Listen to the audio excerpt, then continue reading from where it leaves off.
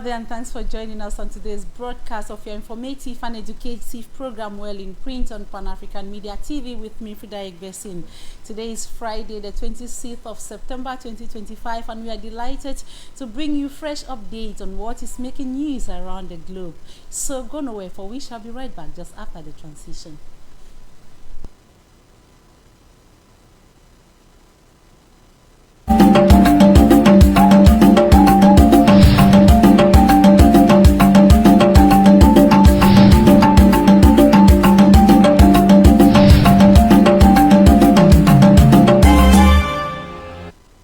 Welcome back, ladies and gentlemen. If you are just joining us, you are live on Pan-African Media TV, and the program on air is Well in Print with me, Frida Egbeson. Today, like I was saying, is the 26th of September 2025, and of course, it's a new broadcast, the second to the last of the month, and we have enough in store for you, enough update on what is making news around the globe.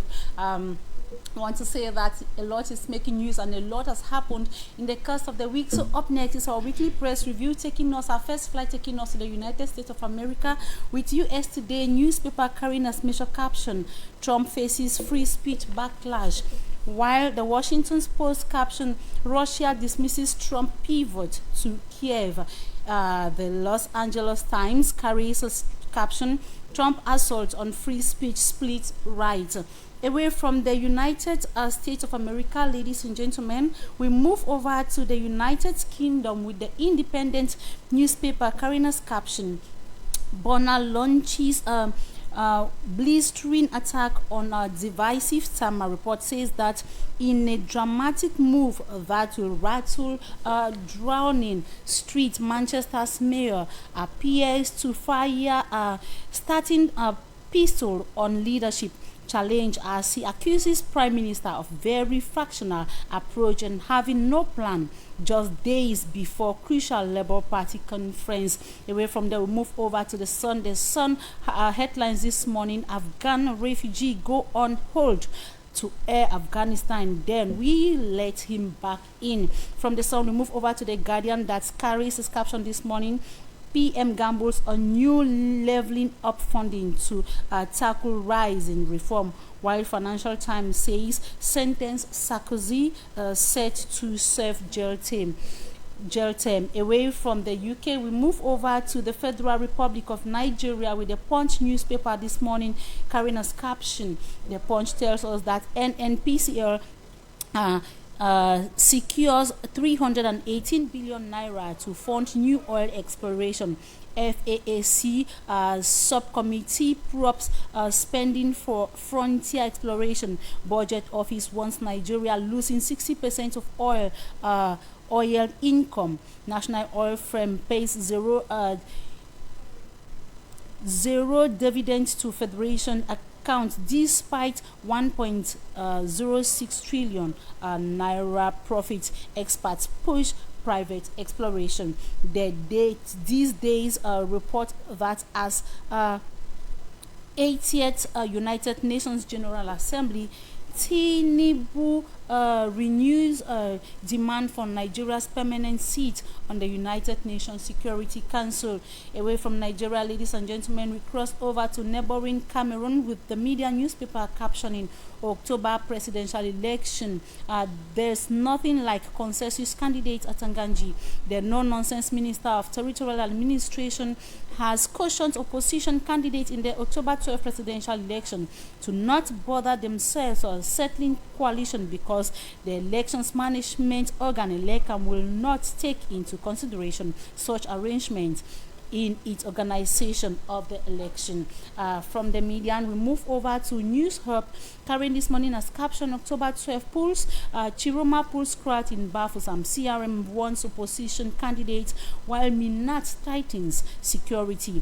The Guardian posts on this issue headlines October 12 elections. Greedy opposition escorting Bia to victory. Municipal update headlines, Prime Minister set industrial bauxite project in motion. While laying the foundation stone, PM John Gute said the project to create over 5,000 jobs is yet another major step in Bia's mining vision. Cameroon Insider on its part this morning headlines.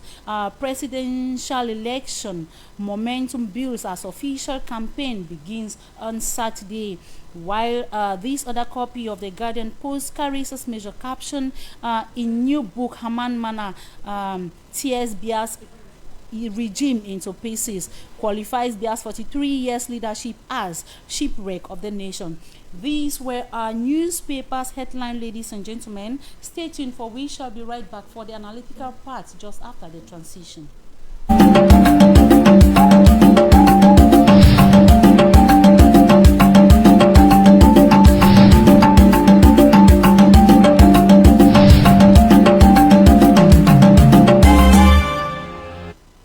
Welcome back, beautiful viewers. If you are just joining in, you are live on Pan African Media TV, and the program on air is Well in Print with me, Lady Frida Egbeson.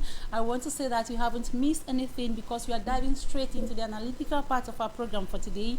I am not alone in the house because I've been joined in the house by Tafomi Fanka Samuel, who is the General President of ISCC. Yes, he is here today to give his own contribution to what is making news around the world. Tafomi, you're welcome. Thank you, Madam Egbeson Frida, and all televiewers around the world. We are so happy to be here this weekend to let you understand the issues evolving in our society and the world at large.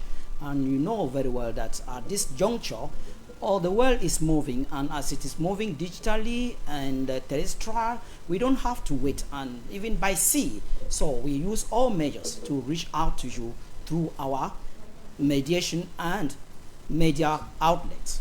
Yes, ladies and gentlemen, just to reiterate here that Tafomi Fanka Samuel is of the civil society, and his contributions are very pertinent to what is happening. And of course, still in today's analytical part,